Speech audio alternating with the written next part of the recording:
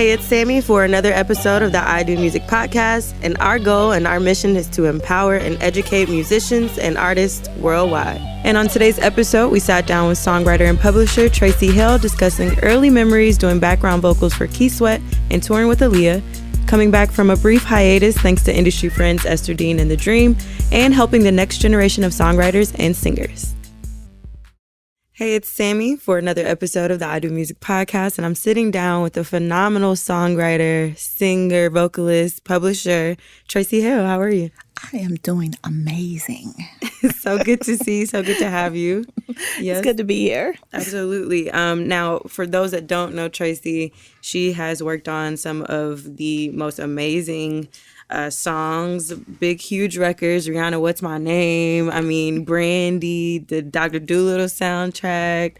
I could go on and on, but we're going to get into some of those credits as we talk. I'm just happy to have you with me and to talk about your journey because it's amazing and people should hear about it. Hey, let's do it. Let's fill everybody in. Let's fill everybody in. So, you're originally from Indianapolis. Yep. And you're currently based here in Atlanta. You've been here for some years, I assume. Oh my God, for pretty much all my adult years now. Yeah. Born and raised in Indianapolis. Now tell me about, I have a few friends from Indianapolis. We know, some of the greats come out of Indianapolis. Mm-hmm. She's like, yes, sure do. Face. Yes. One of the best writers ever. Yes. Yes. So why do you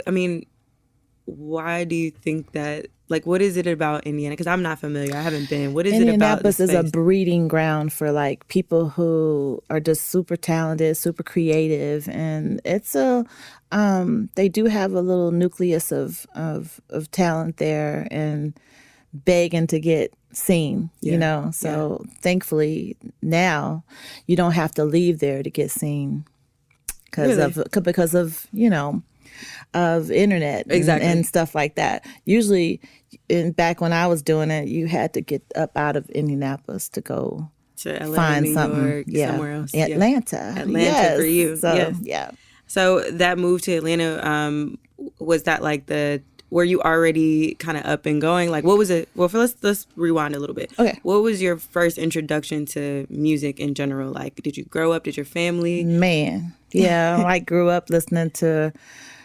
Everything was in my house. My house was full of music. I didn't have any singers. There weren't any singers or any musicians, nothing like that. Really? But just music, period. From the time I was hearing, I guess. Yes. Until when I left. So I just gravitated to music from a young age, listening to my dad's records and my mom's records, totally different styles. Two vibes. Oh, two vibes. What was mom was Natalie Cole. I'm Catching Hell. And daddy was Johnny Guitar Watson, stuff just like Al Green and stuff like that. So what were some of the things that you were listening to? What the records that you gravitated towards? Oh man, my room was a whole nother genre. It was Chicago, Steely Dan, and Don't Hate Me, Bee Gees, because I liked background, the vocals, background vocals. I listened to background vocals, and those things had lush background vocals. It was so good. So I was like, I'm gonna be a background singer. Oh, so you had already had dreams of doing background vocals. I wanted to do background because that's what I loved, listening to background. So. Right. That's tight. Yeah. That's tight. I never imagined. So I was going to ask you too, what your aspirations were early on. Were you looking to be the singer, the artist, but you were looking to do more background? I was looking to do background, but I actually did have 15 minutes where I did want to be an artist until I saw how it worked. It was 15 minutes, a good, cool 15. And I was like, look here. What deterred you from being... Hey, they get paid last. Mm-hmm. How about that? Mm-hmm. They the last person on the totem pole. And when I found out how it worked, I was like, okay, so no, this ain't for me. No. The light man going to get paid before... That's crazy. The artist. Because, you get your little upfront money, and I need something that keeps on giving. Mm-hmm. So when I was asked, it was almost like I was introduced to writing. Mm-hmm. I wrote in my spare time, but it wasn't a passion until I actually started doing it. And I was like, oh, this is what I'm supposed to be doing. Nice. Right. Okay. Destined. Ding. Oh, I'm not supposed to be a background vocalist forever, but. So what was like that first big break for you? Like, so leaving Indiana, you'd already left Indiana at this point? Or like what inspired the move to Atlanta in the first place? A group here called HOP. It's called Hop Productions, Halcott Officer and Parks. They had a production company here. They were from Indianapolis, and they had a production company here, and they needed someone to come sing their demos.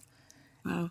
That was a thing back then. To sell a song, you had to have it sung. So I would move here from Indianapolis to sing their demos and live in their house. We had a whole house. It was called the Hop House. Wow. And they mostly was through, their production company was through Babyface. Right. And so that's how I got to, How they did would you just meet leave the them? vocals. In Indianapolis, it was all our team in Indianapolis that they just took a chance and moved here. Wow. So I was like, I want to get out of Indianapolis too.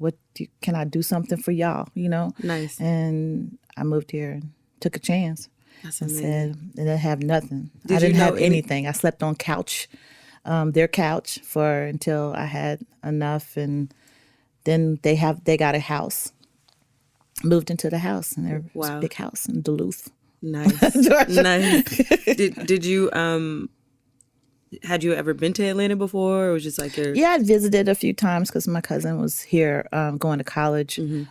So yeah, I visited a few times, but I always wanted to be there because she was here, and Yeah. I was like, we were tight as all. So I was like, oh, I want to be in Atlanta. Yeah. That sounds like cool. If I'm going to move somewhere, at least I got somebody there. Exactly. So That's yeah. what's up. And I know like with Hop, they've worked with their multi-platinum Billboard charting, production team. So they've worked with the likes of Spike Lee and Silk, Keith Sweat. Silk and Keith Sweat, all that little team Yeah. that cut close and all Is that how little- you linked with Keith Sweat? Because I know Yeah, that was my first job off the Wow. boat. Now, I was working for them, and they were doing demos for Keith Sweat, and that's how I got my first background placement, which was Just a Touch with Yes. Keith Sweat. So That's what's up. And how was that? Like, you're on tour. not with Keith, Oh, no, but I not just with sang background. I just Okay. sang. It was just background work then. Gotcha. I wasn't touring until Aaliyah. Oh, well, Yeah, that's so also really amazing. that was the best. If I had to start with anybody touring, it was definitely a What- good place to start. What were some of for Keith Sweat specifically? You were doing it just for like his project specifically. You were doing the background vocals Exactly. on. Yeah. Wow, that's legendary. What was Yeah. your favorite like song record that you cut with him? Man, please, it had to be Just a Touch because it was like almost a feature, and it was like I'm coming out the blocks, and Essence did a story on it and said my name in the article, and I was like, look here, look. That is so look amazing. At God. I'm like, look at God. That's crazy. Yeah. Do you I was still have that magazine? I sure do. It's framed with with suede around it on my Yes. wall, some gray suede, and it's on my wall. But like nobody, I was super nobody, and they thought that it was actually a duet, which it wasn't. It was just good backgrounds. It wasn't a duet. It wasn't meant to be a duet anyway. But you had some good vocals on there, and powerful vocals. Hey, That's it was why. a bunch of vocals, a bunch of places in Yeah. that song. So yeah. That's amazing. Okay, so now I have to ask you about Aaliyah because obviously the people want to know. Oh my like gosh. working with her. Being that it was your first. I just got off my very first tour with an artist. Not doing background vocals, obviously, but doing more of the management side. So I understand the like moving around and the constant like you're on the road. Road life is different. It is. So, but I'm sure it was fun. Y'all were It was young. super fun. Yeah. But it made me know that I didn't want to do that. Same. So it just like, yeah, it just like if you don't try these things, like I never tell like, my students, and we'll talk about that later. I tell some of my students, I say, you have to try the things that's going to lead you to what you're really going to be doing. Absolutely. Because you might think you want to do something right now, but it is going to change. Absolutely. I found that out on that tour. Like, okay, I'm gone a lot. and I want to do some other stuff, and I want to be kind of stable. I don't want to be traveling in this way. Right. I want to be, I love to travel, but not like that. Yeah.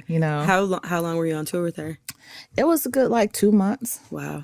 So it was good. Good. And it was off and ons and not a constant thing, but it was good. It made me be able to quit my job at Georgia Pacific. Oh, were you working at Georgia Pacific? Georgia Pacific. Yes, I was. I was going to ask you if you had any jobs. So I was a security, corporate security though. Wow. Like on the top floor, working for, and I worked for customer service too. Their trucks and stuff. Wow. So it was all temporary temp jobs, but good temp jobs.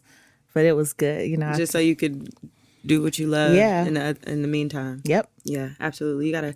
I talked about that a lot on the podcast too with other people who were pursuing their dreams and like also having to work, to maintain. Some people have families they're providing for, So, I mean, even talk about those sacrifices that you had to make before you really got a huge break. It was hard.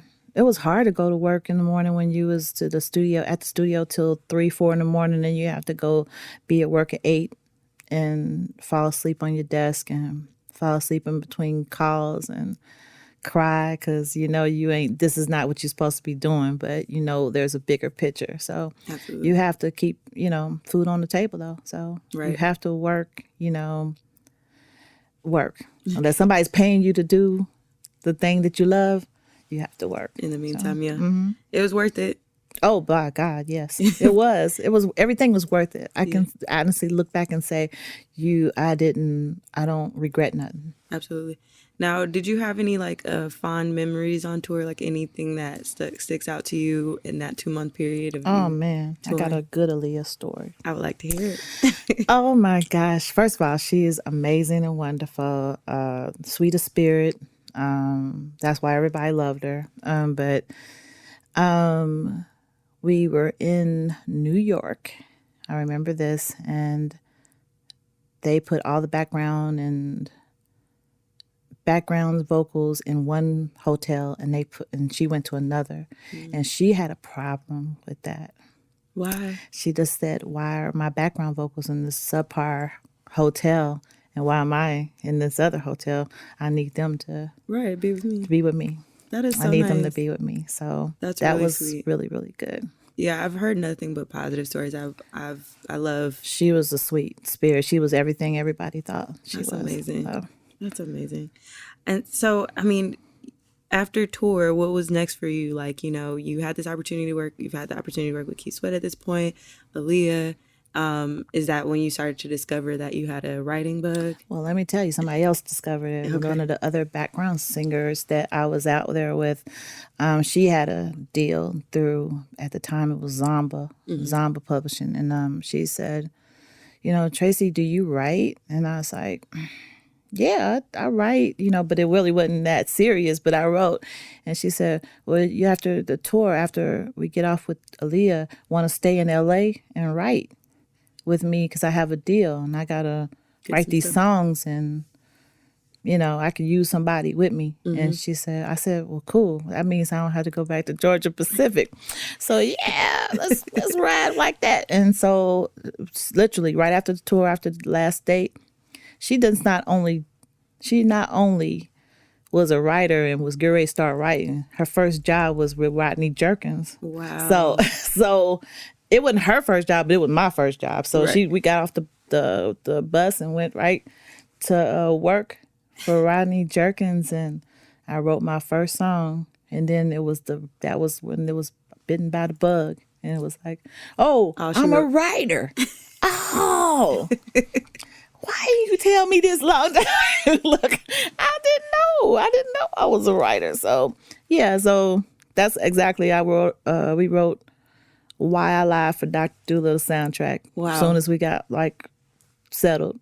That is crazy. You know what is so interesting to me is that, throughout your journey or like just studying people's journeys and stories, it's like everything just aligns itself. Oh, it does. The way it's supposed to. If you move how you're supposed to move, and listen to your inner person, yeah, it's gonna line up. If you fighting that inner person, you ain't gonna have no good luck. Right, So you right. just fighting all the time, like, no, I ain't gonna do that. Yeah.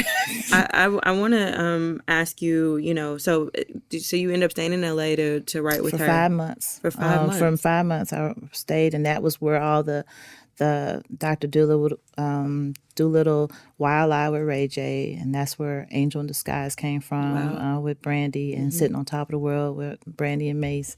That's all that came from that trip. time. Yeah, so That's crazy. And so what's your process? Like, you had just at this point discovered that songwriting was something that you should have been doing all along, right? all along.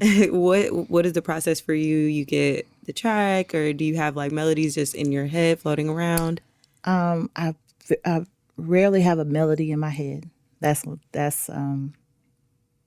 rarely have a melody in my head. I take the track first. I'm one of those people that take the track, and then I get my melody, and then I get lyrics, and so. But I keep a running tab of those ideas always, so that I can pull from those ideas, because I don't want to ever get just in a place where I'm ready to write a song and I don't have an idea. So like a topic. Yeah, a topic or a title in my phone.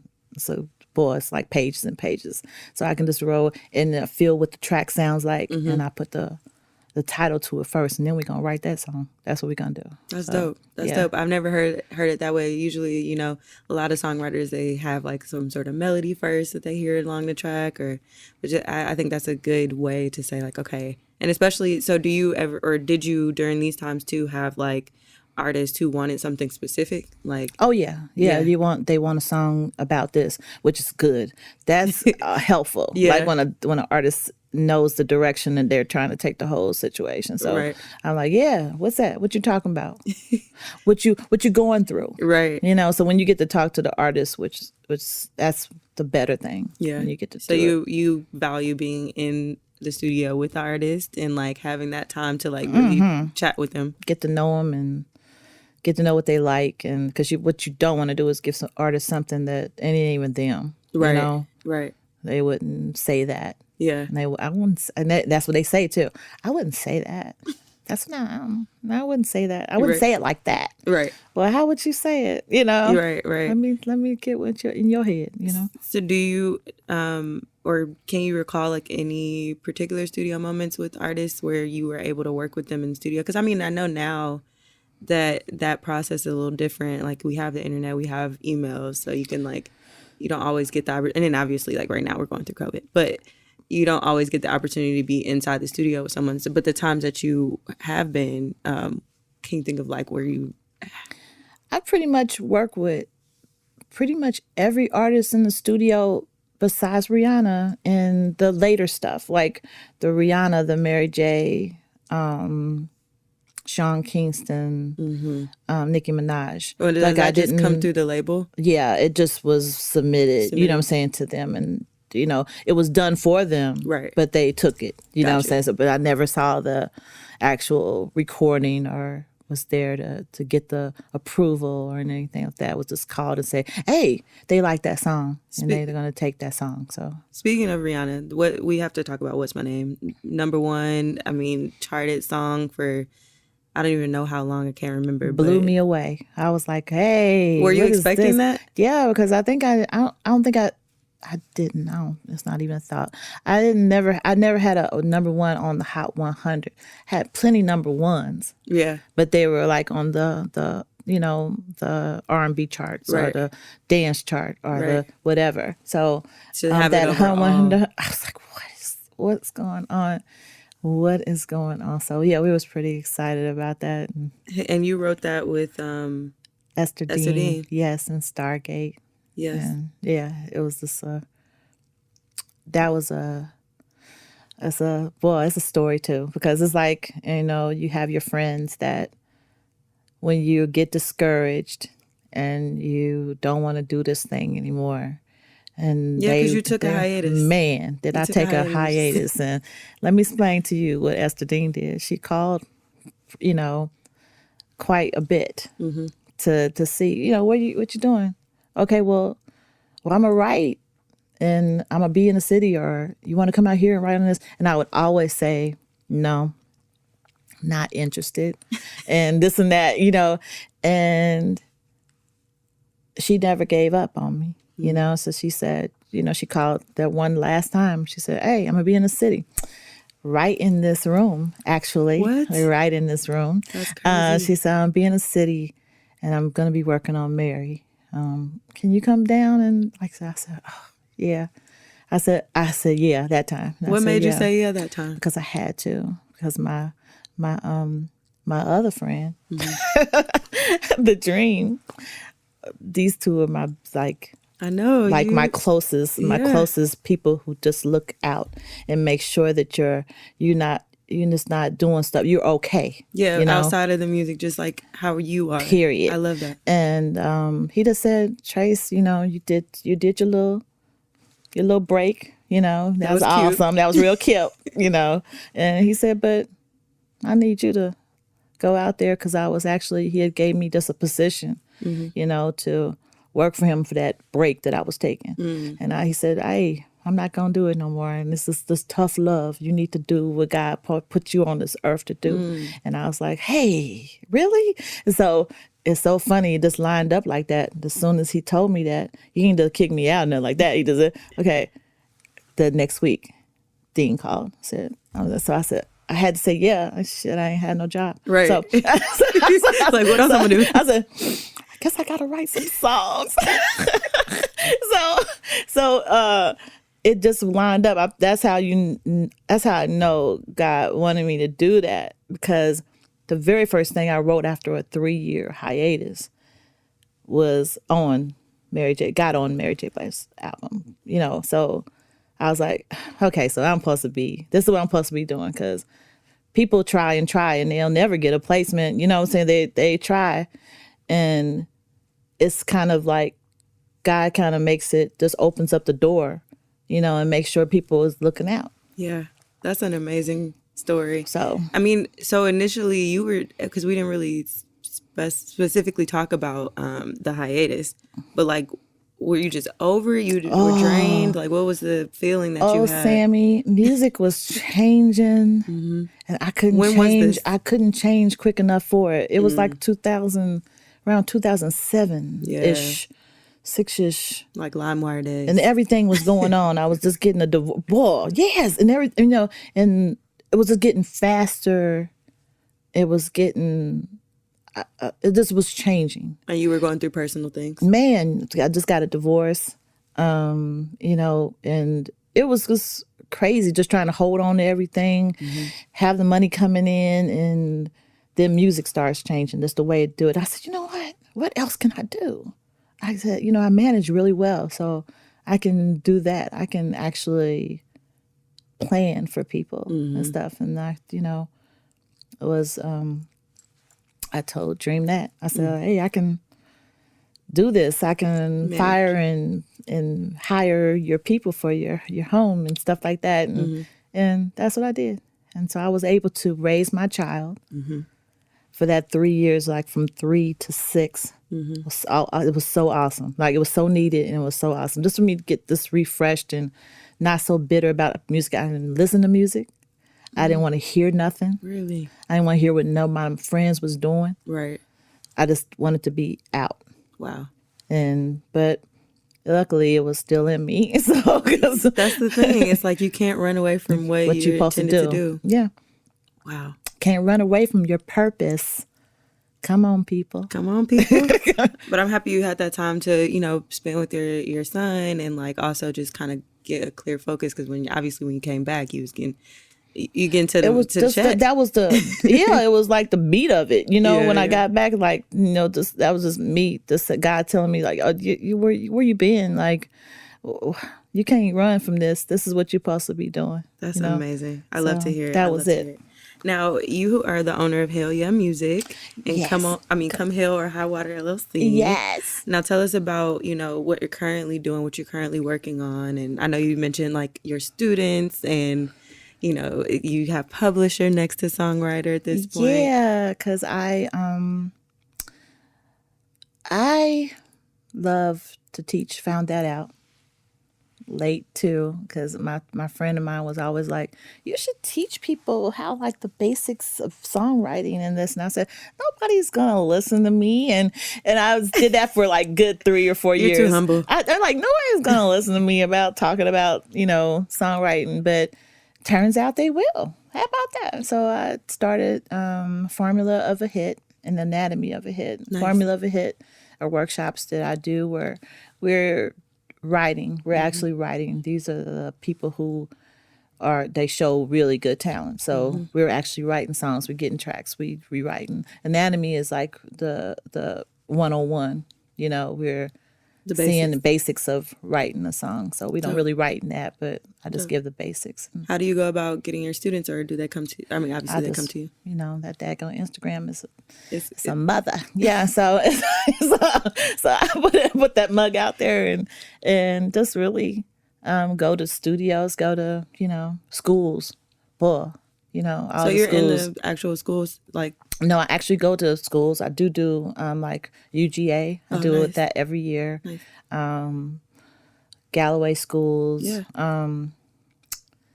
Anybody pretty much. Yeah. Atlanta public schools. I go to them, but Atlanta Art Institute. Stuff like that. Like you put stuff out there. People who are creatives. You go wherever creatives are. Absolutely. Now, let me go back to this number one song, because I mean that obviously was a pivotal point in your career, having it on the Billboard chart like that. How do you think your life changed, or your work life changed, when you got that number one song, or did it? Was there a difference in prior to that moment and afterwards? It really wasn't.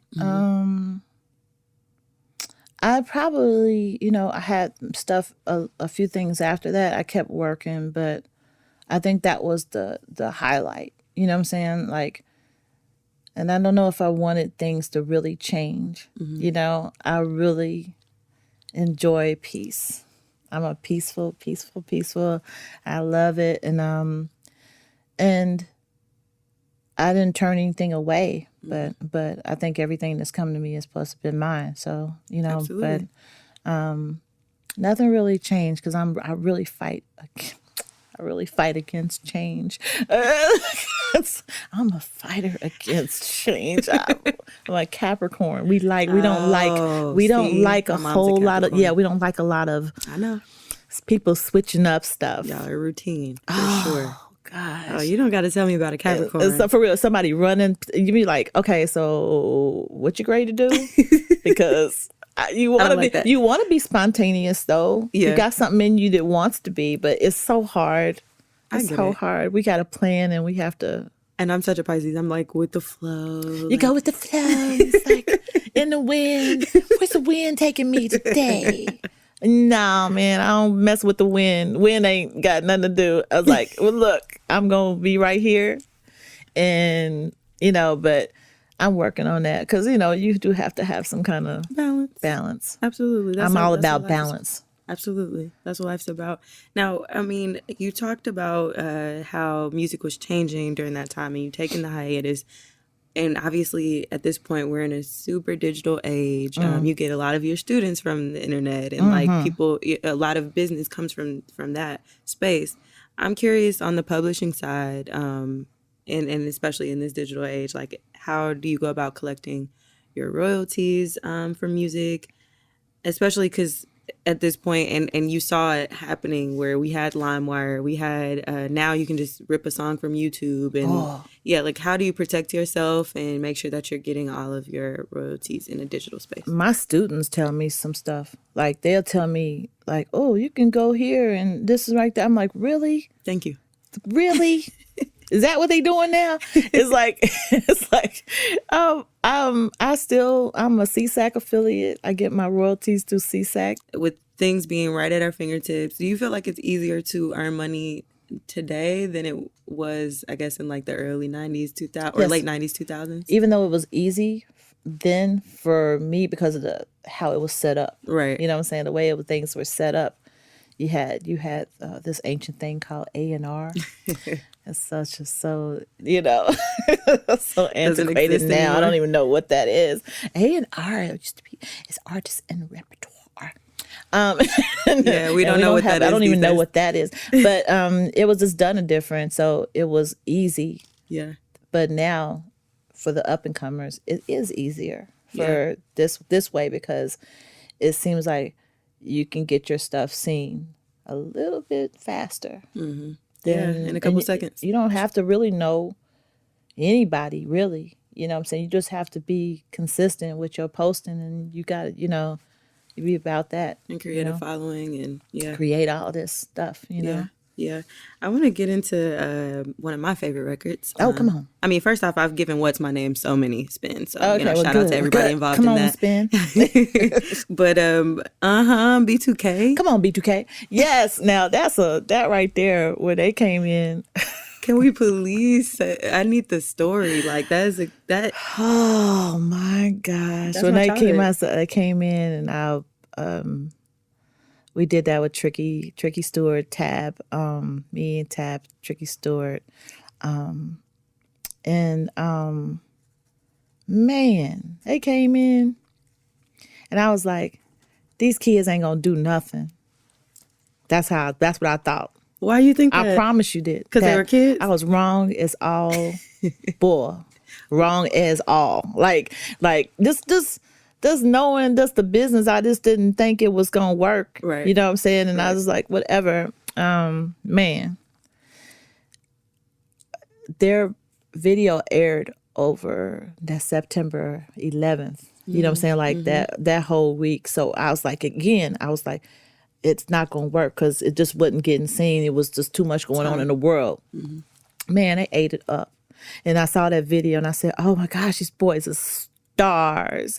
This is crazy. It's like I didn't see, because you don't see the visual when you're working on it, right. So, but man, please, B2K. I was a B2K fan myself. After yes, that. I was like, hey, so yeah, we did Yes. Yeah. Yes. How is the collab, or like how is it working with Tricky Stewart or Esther Dean in the studio? Like when you're collaborating with other songwriters, do you find it easier for you to work with other people? I love collabing. Yeah. I really don't, on my own doing it because you don't get the same energy. It's all about the energy in the room, and I've luckily had some really good people to have like Tricky Stewart, Lainey Stewart, the whole Stewart Red Zone whole situation was just like, if you had to start somewhere, that's where you, because it was this family and everything. Because you did a lot with Red Zone. Like the bulk of everything I've done is with Red Zone. I started with the Rodney Jerkins. I moved on to Red Zone forever, and then it'll start like after that was like freelance, right? So right. And when you say you were with Red Zone, were you like? I wasn't signed to them, but I was loyal to them. Come on now. Understood. I was loyal to them. And what is it like working with someone like a Tricky Stewart? Or, because y'all are all legends to me. So, I mean, like, it's very That's so cool. It's so cool. It's true, though. It's like y'all, you've been able to work with the best. And, I mean, obviously, that was the way your path was aligned, starting with the Rodney Jerkins. I mean, that's how I learned. You know what I'm saying? Because they've been doing it forever before I was doing it. So, what are some things you took away from, I should say? Just the structure of a hit song. That is where I learned that's where the formula of a hit comes from. It comes from that camp saying, no, Traci, that's not how you set that song up like that. And no, rewrite this. This ain't gonna hit on the radio. And just giving me this constant grief over what you bring the song and be all happy and they like, nah, that's not it, but it takes that. It takes the beating up of a song and bludgeoning a song and, to get the best product sometimes. Yeah, because these people are y'all are not in a business of not making a hit song. So it's like. Exactly. You don't need the yes man. You don't want to make a bunch of album fillers, and that's what I was taught. Like, yeah, that's cool. It's a song. It is a song. It's not the hit song. It's not the one that they're gonna come and they're gonna make first single. Because that's what one we want. We want first single. Yeah. And I'm like, oh, okay. So I gotta change. What I have to change in this? You're gonna have to work on that hook, or you're gonna have to work on that verses. So What's your favorite record to date? Sorry. She looked at me like, why would you ask me that? So many. Oh, I'm like, I got some top. a couple. But just like, I mean, think of, I guess I'm asking in a sense of like the memory of creating the song, the record, what it maybe did emotionally, or like how you felt. Do you get attached to your records? I love Case of the X. Case of the X. We didn't talk about Maya. Yeah, Maya, Case of the X. That's one of my favorite. Why? Because it was such a true story. It's just a T. It's just T in a song. Boy, I was I like, go back and listen to it really again. have to listen to it, man. I listened to it. Some stuff is fictional, but most of it, 90% of it, is just the truth. The truth. On some stuff I came in the studio that night just crying because of whatever. So you were emotional. And Tricky said, "Oh, why are you crying? Write about it. Write about it." And I did. That's where it came from. Wow. Case of the freaking X. She just kept appearing, and I'm like, "Why is she here? Why?" And then Maya thought it was hot, so he's like, "Oh, let's do it. Let's do this." So Wow. we went on and cut it that night. Cut it that night. Cut the rest of it. I was actually, I think in Florida somewhere, and he called and said, "Oh, she's cutting it right now," and I was like, "Oh, so good." That's amazing. So that was good. Do you still feel it when you hear it? Like, do you feel like you have like a sense of attachment to the records that were like very true to your experiences? Yeah, not my, and then my other favorite is Angel in Disguise, because that's like, seems to be everybody's favorite, and that's like that's one of my first songs. Like, so that's like got some kind of place in my heart too. Yeah. And it helps that Brandy's my favorite singer still of all time. Vocally. Of all time. Can we get into Brandy for a second? Let's get into her. First off, she's an amazing vocalist. Such a pure, like, raw voice. Her range. Her voice and her range and her, it's just like her tone, and it's like, it's not enough to be able to sing. Your tone has to be pleasing. Yes. Some people's tone is just jacked, and you just be like, okay, yeah, that was the right note. But the tone is just, your tone is, but Brandy is just like soothing to your soul, and you just feel like you are just. So what was it like? You were in the studio with her? Oh yeah, that was 5 months of that. Like almost 5 months doing that whole album. Have you ever been like in a position where you were starstruck even, or just like, wow, I can't believe I'm here? Were those moments in that 5 months, or you were just kind of like, oh, let's get to work? Yeah, I was. At that point, let's get to work. Yeah. I mean, you go on tour to Leah. Yeah, it's kind of like. Yeah, I don't know. And I don't know what's that in me that won't. The only person that I've ever been like kind of starstruck with, my male favorite artist, is Stokely from Mint Condition. Oh. And every time I get around him, it's super like it's like I can't get my mouth together, and I'm like, you are just amazing. Your vocals are incredible all the time. I would like for you to speak to, just going back to Brandy, or like some of the artists that you've been able to work with, like what that work ethic looks like in the studio. Like, is it y'all in there for hours? Like hours. Like Maya's like ruthless. She's a worker. Really? Like a worker. Like most of the people that we've done stuff with, just a worker people. Charlie Wilson, a worker. Charlie Wilson. Man. And that's one of my favorite songs too, Without You. One of my favorite songs. And let's see, who else besides that? First of all, the writers I work with, right, work ethic is, way beyond mine, probably. You know what I'm saying? Like, it's just like Esther Dean, she ain't never not doing something. Right. She gonna get on something. Well, that's why you got the hits. Amen. Yeah. Dream ain't gonna not be doing something. Phenomenal. It's just like, so I surround myself with people who just, are not only awesome people, but awesome workers. Yeah, absolutely. And What would you say the qualities you should have as a even to do the background vocals to be the background vocalist or to be the songwriter? What are or producer? What would you say are traits that are necessary? Like you have to be this type of you have to, person. you have to listen. Oh, be a listener. People don't listen. You know what I'm saying? And they're so busy trying to stick out and be seen and see me that they don't practice on just being the art of it. You know what I'm saying? The art of it. And then background vocals, that's blending. Why you singing loud? What you doing? Unless you got about 3 other folks singing loud with you.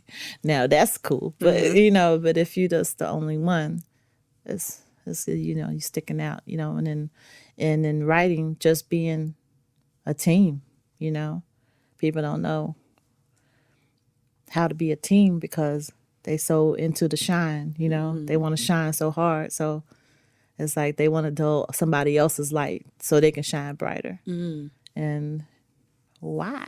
Right. Right. We all can shine. We can all get a piece. Shine. I respect that, and I think that is dope that you've been able to cultivate your own team or work with your own team of people who support one another. Like that piece of the dream and Esther Dean calling you like, look, sis, we're not gonna let you do this no more. That accountability. It was cute. It was nice. It was you did it. You did that. Didn't you do that? You did it. We let you do that. Yeah. You sat down and you raised the baby, and it was cute. Yeah. But now you got to work. Speaking of your family, I know that you, first, how were you able to balance? I mean, even early on, because you said you didn't take that hiatus until you was 3.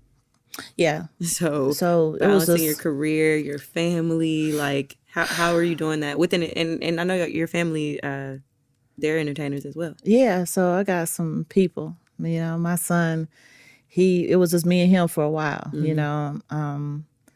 And just this guy gave me just a great son. He just really laid back. He's so like they used to call him in preschool old man because he's just really an old soul. He ain't jumpy. He just roll with me wherever I gotta go. He's fine if I gotta go spend the summer in Nashville to write songs. He's with me and he's fine. And it's like good, you know what I'm saying? He's an actor. Yeah, he was. Atlanta. He was in the last season of Atlanta. Yes, with that's Donald amazing. Glover. So had a real good part too. So Congrats. he's an inspiring, aspiring actor. Tight. My husband now, his name is Tommy Martin. Great guy. Just the essence of all of Atlanta. What Atlanta is about. You know what I'm saying? It's like been doing stuff all the way from back when Pebbles was doing Mercedes Boy all the way up to like Goody Mob, Outkast, Madonna, Michael Jackson. Mick Jagger. He's a guitar player, you guys. I didn't say that at the beginning, but he's a guitar player. He's a session guitar player. So some of their favorite songs like Madonna, Secret by Madonna, They Don't Really Care About Us, Michael. That's crazy. Gosh, so many Outkast. We just need a whole Outkast anything. Anything. And Outkast everything. Goody Mob, pretty much every. We just all need the good stuff. We need him on the episode. Y'all have a chat and see. When he's ready. Awesome. Yeah, he would love to come in here and talk to you too. Good. Yeah, good. He's a Capricorn too. So. Oh, see. See, you got this. The balance, though. We're working on the balance. Oh yeah, so we think the same way pretty much all the time. So we don't ever like. Yeah, but just that house. It sounds like so much talent, so much entertainment. Yeah, my stepson. His son. He's an animator. So wow. So it's just like that's good. what's up. Yeah. That's what's up. Just a bunch of creativity. Yep. That's dope. House full of creatives. I love that. I love that. And so we talked about it briefly, but and off the record, currently what you're excited for, what you're working on at this point in your life and your career, what drives you, what fuels you? How are you like moving with the newer artists and things like that? I love just the young energy. And so right now, this the artists that I'm working with, all are young, all are just in their own right amazing, and they're all writers. Nice. They're all, and I love to collaborate with them, and I can't wait to see them be successful because they just came, for music and lyrics, and I get to watch them actually put it in the play because they know all this, internet, what I'm saying? So they're working it and it's amazing. I'm like, hey, look at you, Yeah. and it's good to hear my music out there again. So, Awesome. and they're all going to come out like Brooke and Bailey and Olivia. So I like that. So they're all solo artists and all different too. Brooke is pop soul, Bailey's pop, and Olivia's pop. So Nice. yeah, so That's what's up. I'm really happy for you. I'm happy to see the success of your company and, your family and just, being able to finally get you here and comfortable with me to chat about the you life. are amazing, Sammy. You made me feel so like comfortable because Yes. I'm not comfortable doing this stuff, Well, I'm this happy kind I of could thing. do So that for you. you make it sound just like a conversation. It's so That's good. all it is. That's what I was telling you, sis. I love it. I'm glad I got out of bed for this. Thank you. Thank you for getting out of bed for this. And shout out to Samandy, sis, for setting it up and, and you for being open to encourage the next generation of, budding, aspiring, especially women, producers, songwriters, artists. Yes. So, thank you. We're gonna push through. We got to. We're going to. We got to. Okay, so tell them where they can find you on social media. Oh my gosh, Hale Yeah Music, HALEYEAH music at pretty much everything. So on Facebook, Instagram, and Twitter. Nice. Perfect. And as always, you guys can find this podcast at IDM Podcast on social media, as well as myself at Sammy Approved. Thank you, Traci. This was great. Thank you, Sammy.